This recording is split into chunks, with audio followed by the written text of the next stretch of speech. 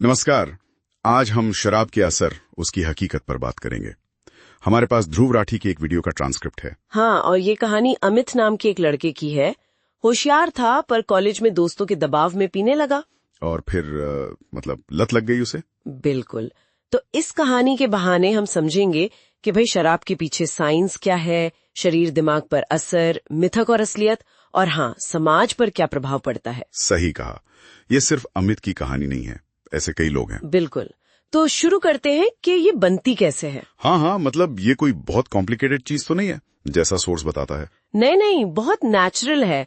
फल या अनाज में यीस्ट होता है ना, वो फर्मेंटेशन करता है। अच्छा, किण्वन जिसे कहते हैं। हाँ, उससे इथेनॉल बनता है।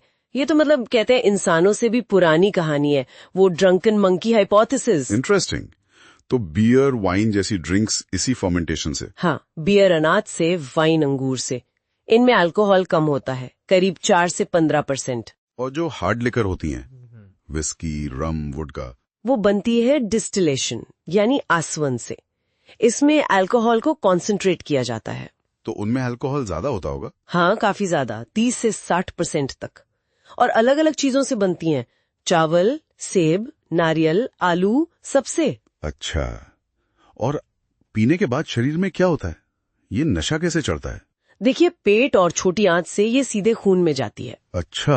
और अगर खाली पेट पी है या सोडा वगैरह मिलाया है तो और तेजी से खून में पहुंचती है। इसीलिए शायद खाली पेट ज्यादा चढ़ती है। बिल्कुल। फिर लिवर अपना काम शुरू करता है, उसे प्रोसेस करता है। लिवर इसे तोड़ता है किसी तरह।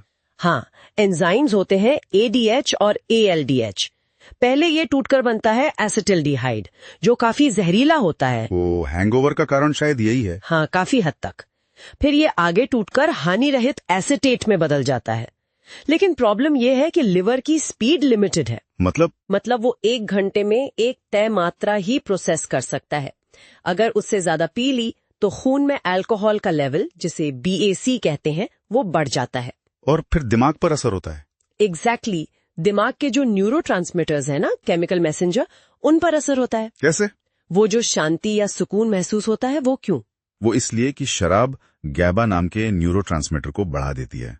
ये दिमाग का ब्रेक पेडल है एक तरह से। दिमाग स्लो हो जाता है। हाँ, और ग्लूटामेट जो रेस पेडल है उसे कम कर देती है, तो दिमाग शांत, धीमा महसूस होता है।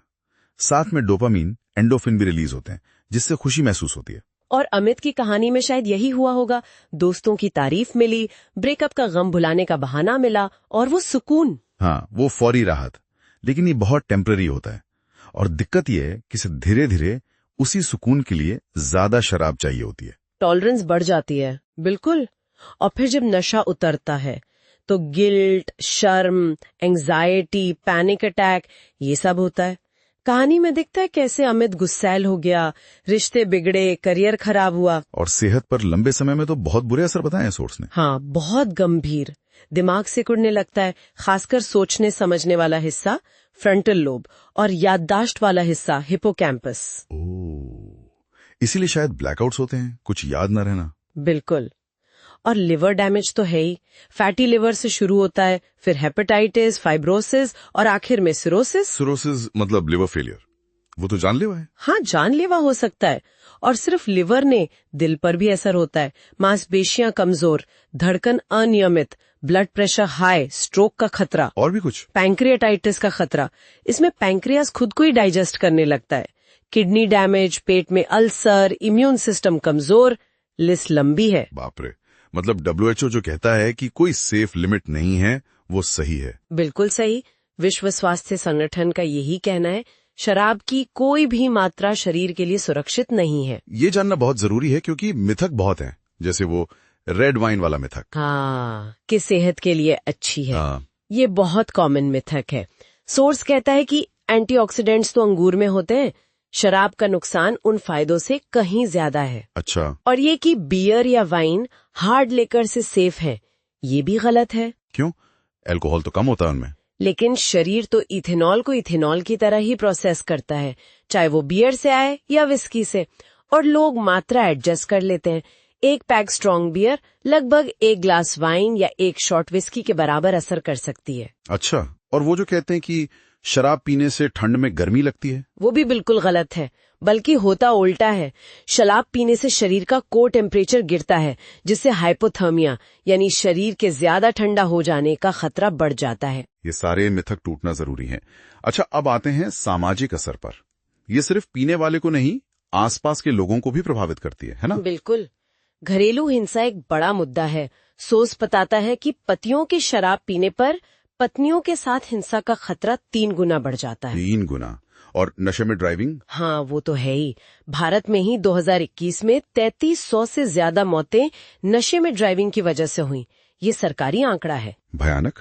और बच्चों पर क्या असर होता है ऐसे माहौल का? बहुत गहरा असर। उन बच्चों में एंजाइटी, डिप्रेशन का खतरा ज्यादा होता है और आगे चलकर उनके खुद नशे की लत में पड़ने का खतरा भी बढ़ जाता है। ये लत लगती कैसे है? मतलब दिमाग में ऐसा क्या होता है? ये दिमाग का जो रिवॉर्ड सिस्टम है ना, शराब उसे हाईजैक कर लेती है। डोपामीन रिलीज होता है, अच्छा लगता है, तो दिमाग बार बार वही चाहता है। और फिर टॉलरेंस बढ़ती है, ज्यादा शराब चाहिए होती है। हाँ, और फिर निर्भरता हो जाती है, जिसे अल्कोहल डिपेंडेंस सिंड्रोम कहते हैं। फिर अगर छोड़ने की कोशिश की तो विड्रॉल सिम्टम्स आते हैं। वो क्या होते हैं? कंपकपी छूटना, पसीना आना, घबराहट, बेचैनी, यहाँ तक कि दौरे भी पड़ सकते हैं। बहुत खतरनाक हो सकता है। सोर्स में गरीबी और शराब के कनेक्शन का भी जिक्र है। हाँ, एक दुष्चक्र है।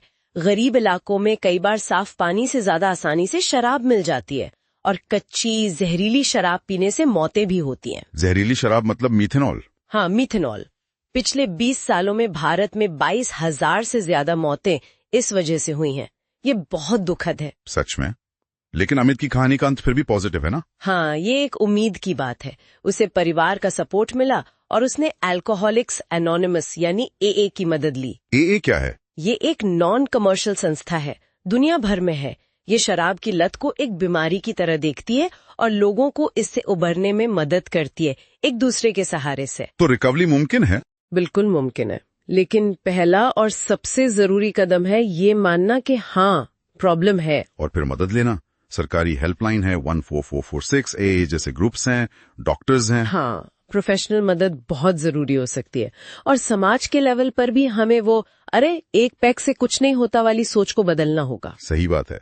तो कुल मिलाकर इस सोर्स से हमने देखा कि शराब जो इतनी आम चीज लगती है, उसका विज्ञान कितना पेचीदा है और उसके असर कितने गंभीर हो सकते हैं शरीर पर, दिमाग पर, रिश्तों पर, समाज पर। और सबसे अहम बात, WHO के मुताबिक इसकी कोई सेफ डोज नहीं है, 0। अमित की कहानी एक चेतावनी है कि कैसे दोस्तों का दबाव या स्ट्रेस से भागने की कोशिश लत बन सकती है। लेकिन ये उम्मीद भी है कि सही मदद और सपोर्ट से इस चक्रव्यूह से निकला जा सकता है। तो आखिर में एक सवाल के साथ छोड़ जाते हैं।